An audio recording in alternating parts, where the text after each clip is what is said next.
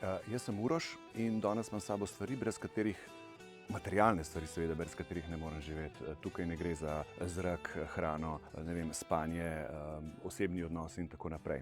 Zdaj, prva taka stvar je pravzaprav ta moja borša oziroma ruzak, kjer tudi nosim vse te stvari, ki jih nujno potrebujem vsak dan. Res je že malo neugledna, tako da, ampak brez tega res ne gre. Noter imam tekste, vse mogoče stvari, ključe, kaj s tem, kaj še vse, no, vedno se kaj najde, tudi ko grem v trgovino, je še nekaj placa noter.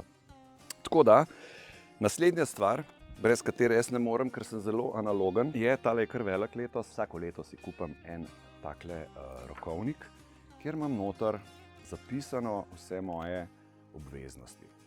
Ne zaupam telefonu, ne zaupam elektroniki, kar se tega tiče, in pametni pišejo, ne. Naslednja stvar bi bila, ja, kaj? Ne. To je absolutno polnilc, ne, mislim, brez tega.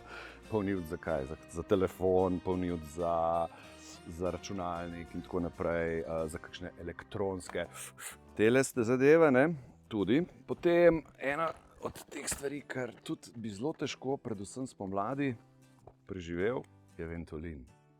Brez tega skoraj ne morem, ker ko pride pelot v zrak, Uroš ne more več dihati najboljš in takrat je treba malo.